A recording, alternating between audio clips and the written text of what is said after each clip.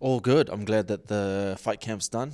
It was a long fight camp, and glad that now I've got some time to sort of just be in my own space, my own head, and prepare for this big show. Was it nice? Like, how was the lead up to this one? Because obviously you were in the mix for 303, and then it didn't happen, and then you got the call for this one. I feel like you knew a good chunk amount of time beforehand, Yep, right? about 6 months, right? Yeah, Yeah. a So bit of ups and downs, but a roller coaster. But that's the fight game. That's the business, and you expect it. So, I was prepared. It gave me a bit of time to just prepare a little longer for this weekend. And what was it like almost getting a chance to fight, top three guy, former champ, and then, that fight doesn't happen, and then you're fighting someone who, is in the top 10, but he's not in the title mix. Like, it's not Yeah. one where you can catapult yourself. So mentally, how did you go about, like, okay, I gotta still lock in? Yeah, I know what's going to happen. It's in due time. My time will come, and I know it's not far. So this fight here is no different. He's an experienced fighter. It's I get a good win over Oizdemir. It catapults me high anyway. So and in this division, at any point we can be called up for the title. So I'm not surprised either way. Either anything can happen, and I'm ready for anything to happen next year anyway. What's it like being a fighter who is, 6 wins in a row, performance bonuses, knockouts? You're in form. Everybody, like, probably one of the hottest fighters in the division right now. Mm. When you know you have all that momentum, um, how much does that do you think about, where you're at and how you're rising and all the parts that come with, like, the fight game as opposed to just the fight?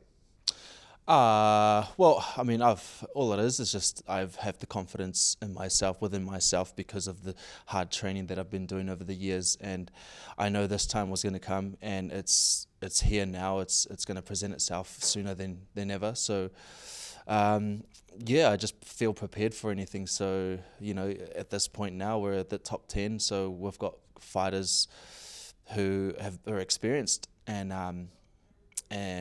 yeah, I guess I've just been ready for it anyway. Yeah, we just had Vulcan in here, and he's talking. Obviously you guys have different. He's been around for longer, so he's Hmm. challenged for titles.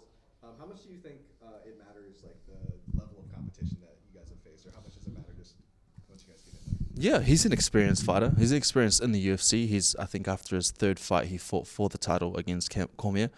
So I feel like he is primed and he's ready to shoot up for that next title shot as well. So we're both in that same um, we're in the same, I guess, state right now where we're putting ourselves towards the title. But yeah, yeah, I think he for himself he'd think if he was going to get the win, he'd go for the title after this fight as well. What do you think this fight looks like, or how do you have to manage, the dangers that Vulcan presents, and if the fight's going the way you want it to go, like how does it look for you? Yeah, I think I just focus on doing what I do best, and whatever got myself to this point.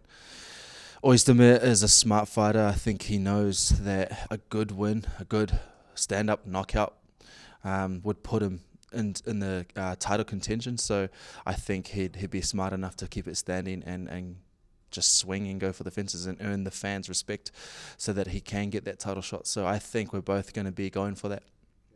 Yeah. And when you're, his when you have a guy who also is like trying to go for the knockout and not just trying to like wrestle you or not just trying to like bull rush you and it's kind of like that more of a technician, like what kind of focus does that require when you're in the octagon as opposed to like a guy like Benefield who's just like going to come out gangbusters and you kind of just have to make sure you get out of the way.